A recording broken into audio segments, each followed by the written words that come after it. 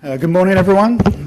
A special thanks again to our FDA colleagues for that update, always a feature and a popular item on the COA program annual meeting agenda. Thanks again, everyone. So my name's Scotty Kern, as Michelle indicated, and I have the privilege of introducing the next session, which is a new feature on our agenda. It's a sort of condensed, short look, a spotlight, if you will. I don't know if we've got a preparatory slide for it. No. On a particular project, a particular research effort, something that's like a small package thing that we can actually share some information with you and give you a chance to promote and interrogate. So this is a project that actually started when the one and only David Reesner, he sent me an email and said, Scotty, have we got any best practices for event-driven e-diaries? I said, no, David. Should we do some? And David said yes. That's how magic happens. And this project was led by the irrepressible Dr. Florence Mowlem, who will join me up on stage now. Florence was the lead author and the driving force, not for the first time in one of our efforts, and Flo's going to tell you all about the manuscript that was a result of the project. Flo.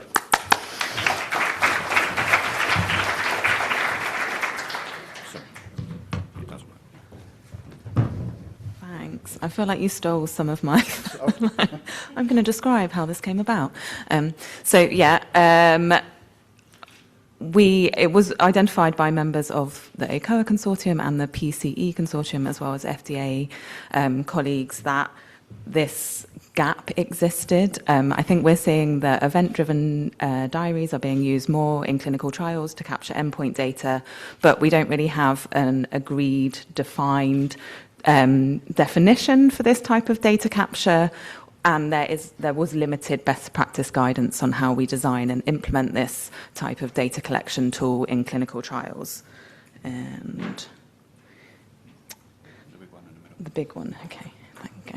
And so this paper has been published in Nature Digital Medicine, and it's quite comprehensive, so I've only got a short amount of time today, and I realise I'm between everyone and their next caffeine fix. So I urge you to go and read the paper.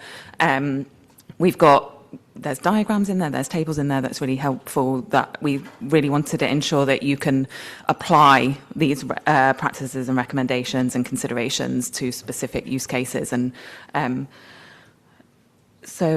these are all the co-authors. Many will be in the room today. I really enjoyed leading this project with all of them and all of their expertise.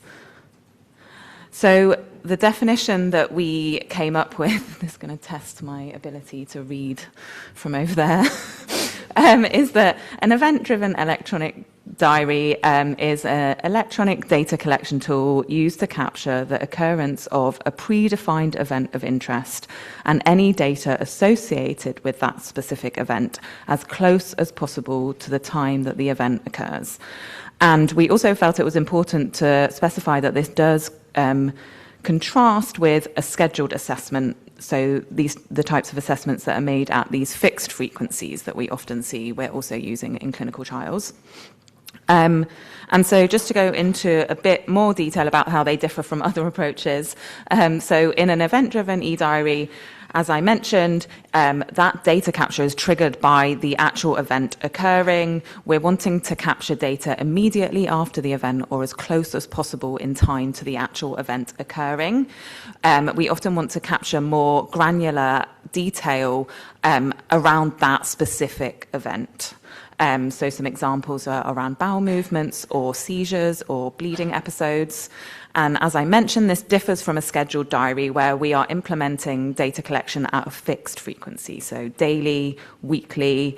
It relies on recall over a given time period. So for example, what was your worst pain today? And then it also came about that we have ecological momentary assessment or ambulatory assessment, which does involve more repeated data collection than that fixed frequency, but it's not tied to a specific event occurring. And so it is distinct from an event-driven e-diary. And I think with most things in the area that we work in, there's no one-size-fits-all singular, this is when you should use one, this is when you shouldn't. There's a lot more context to it, but we were trying to at least ensure that we were describing what things we think that you should be considering, so that you can make an informed choice. And we did feel that the frequency of events, and if you want to capture information about duration or time to resolution, then those are, we think, sort of the main drivers of the decision around whether you should use an event-driven diary or not. And so, again, this isn't a definitive, high-frequency events. We think, yes, when you are having events that are occurring multiple times per day, you want to capture granular detail about that specific event. It can become really burdensome if you're only asking people at the end of the day or at the end of the week to think back and remember, as well as, is that reliable? And so in those instances, it's likely that an event-driven e-diary would be appropriate. If you have lower frequency events, and it doesn't mean that you can't use one in those instances, but if they're more uncommon and you can easily aggregate within a given recall period, so for example, the number of headaches, and you don't need specific granular detail about each event occurrence, then it may be that the scheduled diary is more suited to that need. And I think it's also important to highlight that event-driven e-diaries are complex in many ways, and the way we implement them electronically involves lots of considerations and can add complexity. So we don't want to just say, just use them when they're not appropriate. If you're trying to capture duration of the specific event or time to resolution, so we quite often see that in, for example, bleeding episodes in haemophilia, then that greater precision can be achieved by capturing that in an event-driven e-diary. And we also wanted to highlight how important it is to think about who's actually going to be the reporter. So obviously we always encourage that it's the participant reporting on things, but we know that there's many indications where that's not feasible or not possible. And we quite often see that you'll have an observer reporting on that data, but it's important to think about ensuring that you're only capturing things that they can actually observe, but also, are they always going to be with that person to be able to report on the events occurring? So just taking all of those things into consideration. And so we came up with a set of 10 best practices to think about, and we're taking into account data quality, but also trying to think about how we reduce the burden on the participant. And as I mentioned before, we made a very conscious effort to take the best practices that we were coming up with and apply them to specific indications, because there's always going to be nuance. But we felt that this was a really helpful way to do things. I think a lot of us always feel that we have these recommendations or considerations, but we don't take them that step further and actually apply them to something. And I think that's really helpful to help people in their thinking when they are going and designing these tools. So the first one is about defining exactly what data it is that you want to capture, ensuring that that aligns with your protocol and the endpoints in your protocol. So an example in a seizure disorder, I'm not going to try and pronounce DEE because I always mess it up, but thinking about how often the seizure being the actual event, but do you want to capture information about the type of seizure, if rescue medication was taken, the duration. We also know that in lots of seizure disorders where we're using this type of data capture, they can be very high frequency events. So do you want to consider actually allowing for bulk entry? And then if you are going to allow that, then perhaps capturing duration is going to be really challenging. So just thinking through all of those things and what information is it that you actually need. Specifying exactly who will be the reporter. And perhaps if it's a caregiver, you might have multiple caregivers that would be reporting, and thinking about how you ensure the setup facilitates that. You've got clear attributability. And then defining exactly how the event is going to be captured. So whether that is self-report or an observer report, but also thinking about maybe there's a use case for sensors in certain indications that could again, reducing burden, if that can trigger the diary to say, this event has occurred, and then you want to capture more information. Having a summary screen of prior entries on the diary when you open it up to ensure that you're not going to get duplicate data, and especially when you might have multiple people reporting on this. It will help them differentiate the events. having a reminder to report events. So obviously, unlike a scheduled diary, you don't know when an event is going to occur to remind someone to enter that data. And also capturing the absence of events occurring is also really important. So you still can have a reminder that says, please go and enter these events, but also please report if you haven't experienced any. And then determining the data entry time window, so the time between the event occurring and what you will allow for when they can go and report that is really important. So in seizure event-driven e-diaries, we quite often see that maybe you can go and report 7 days after the event. I think there's debate around whether that's a good idea or not, but I won't go into that.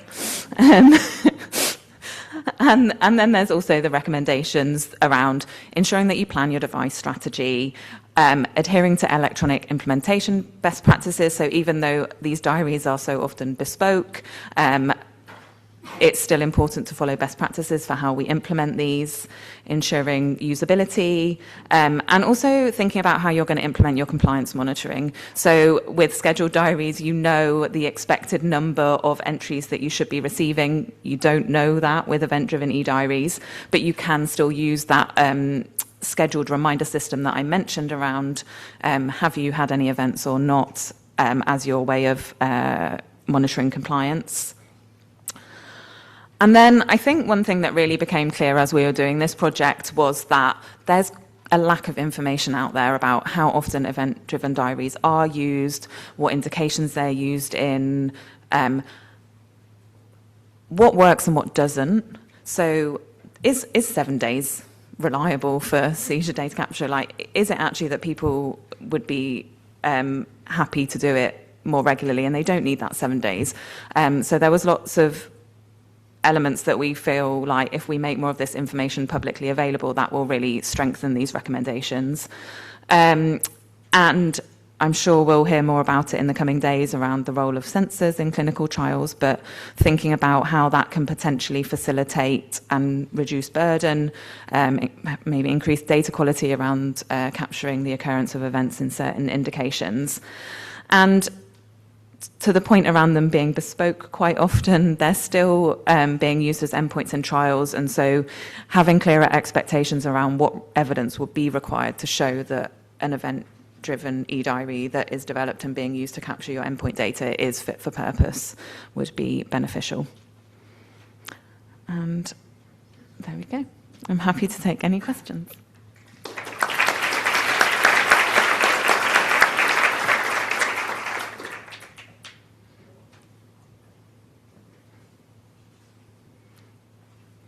Oh, I'll take that as a sign of how clear that one. Yeah. Are there any common mistakes or pitfalls you see people or researchers falling into with these? Okay, so the question is around common pitfalls. I think from my experience, it's that temptation to just, oh, but we could capture this, and we could add this, and we could add this. And I think that's adding more burden, especially when it's not just a once-a-day thing, and quite often you're asking them to do that multiple times per day. And also, if you do want to allow them to enter more than one event at a time, like we know that if you're experiencing a really bad migraine, the last thing you want to do is probably go and enter it into the device. So is that going to be reliable information if you're capturing it that far after the event? Or, yeah, if you're doing bulk entry, are they going to be able to summarize that type of information across all those events? So I think, yeah, try that temptation of, oh, but this would be interesting, and what about this is, yeah. So that's why we're trying to be really clear about, like, it should be driven by your protocol and the endpoints in your protocol.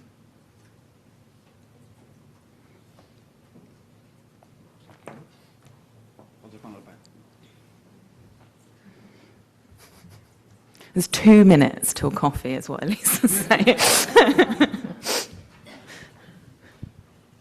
Hi, Cindy Grossman from FDA CDRH. I was wondering if you could say a little bit more about the difference between this approach and ecological momentary assessment, please. Yes, I will try.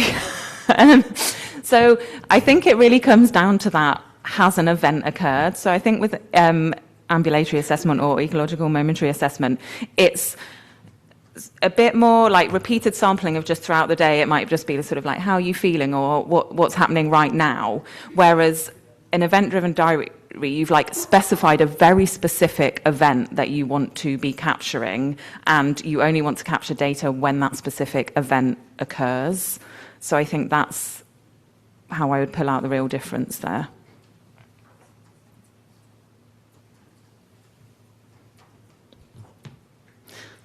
Very good. Thank you, everyone. Thanks so much.